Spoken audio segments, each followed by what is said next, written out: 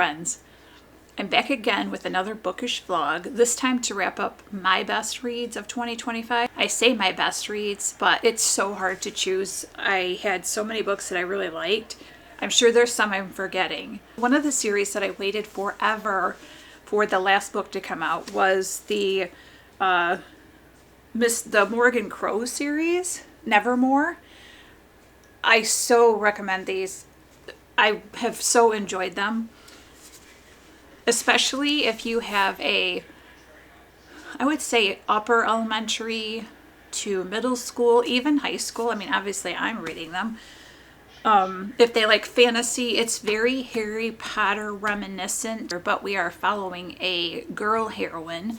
Her name's Morgan Crow. She's born on the unluckiest day. Those children born on that day are all blamed for all the misfortune. She's cursed to die on her 11th birthday. And on the 11th birthday, they do a bidding where schools will come and bid on your child to whatever they're suited for. Morgan did not expect anyone to come bid on her because she was the person that causes all the misfortunes and no one wants her and she's very ignored.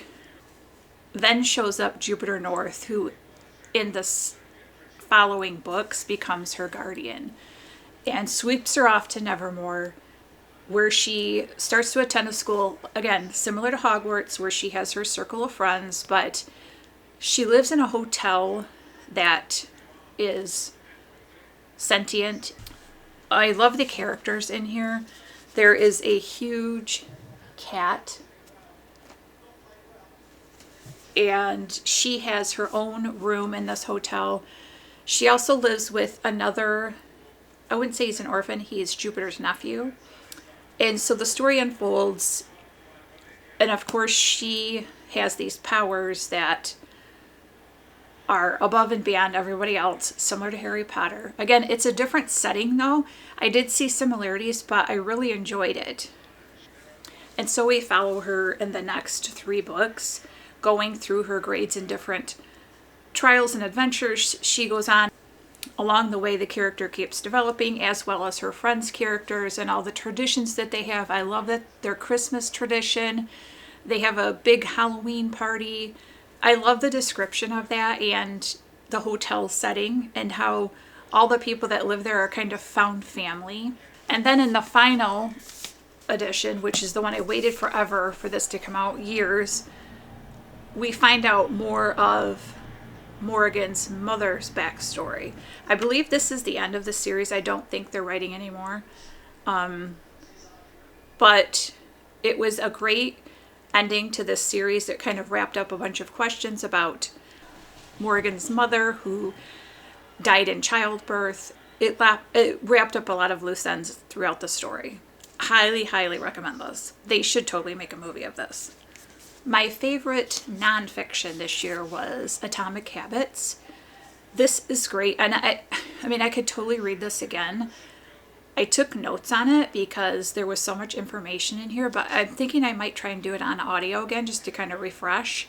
But Atomic Habits, basically the theory behind that is atoms, meaning tiny, tiny changes in your habits, so atomic habits, make such a huge difference in your life, and together all those little tiny changes add up to big changes.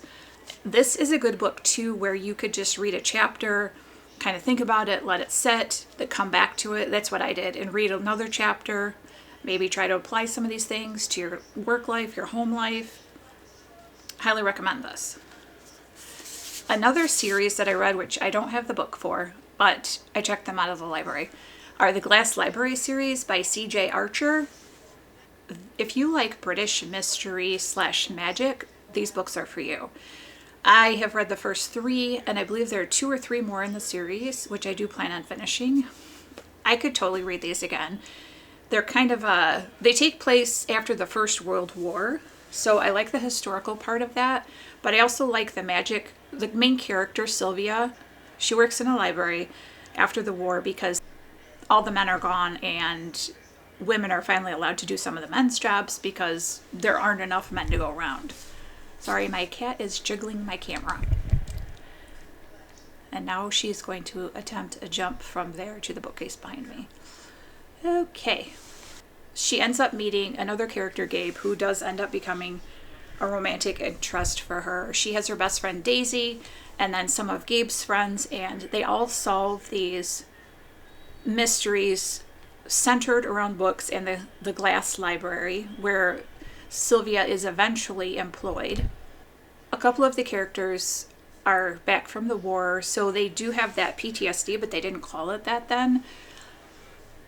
Willie is Gabe's cousin. She's from the United States, and she has more of the American West type personality. That adds some humor to the book. And then Daisy, Sylvia's best friend. Sylvia is orphaned. Her mother died. Her brother died in the war. So she doesn't really know about her past. She doesn't know her father. Yikes.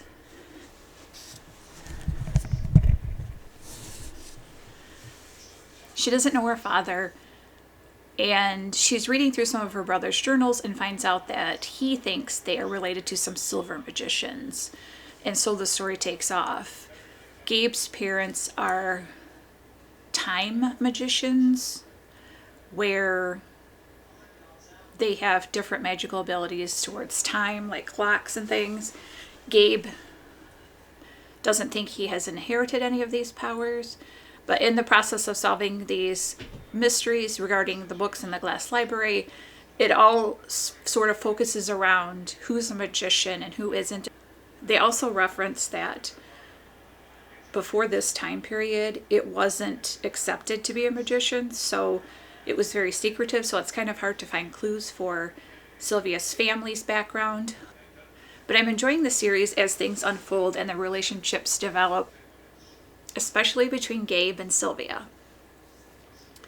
And her best friend Daisy has a sort of romantic interest in Gabe's best friend. So we'll see how that plays out. But I definitely am going to read the rest of that series.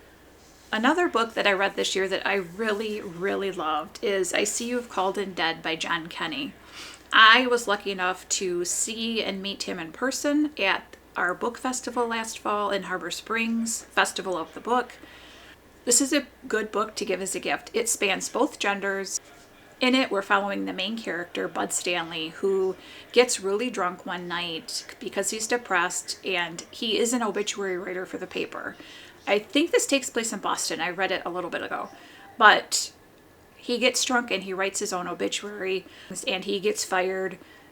His co-worker is one of his best friends that he also writes obituaries.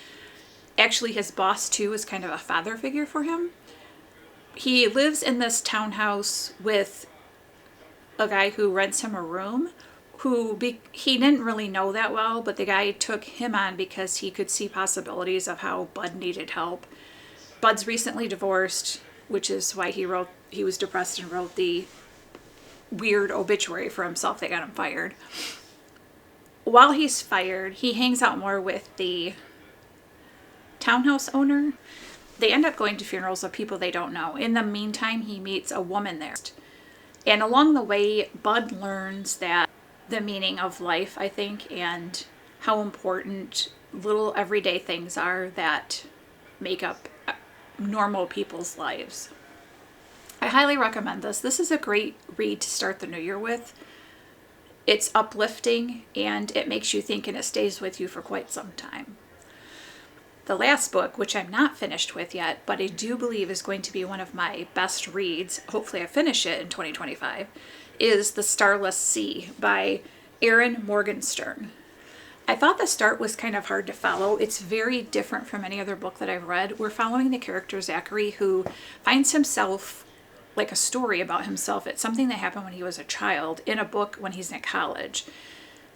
Along the way, from trying to find out like where this book came from, how did they know this story about him that he never told anyone, he ends up at a party trying to figure out the whole backstory of this book and meets some interesting characters. And that's kind of where I am right now, where there's a mystery.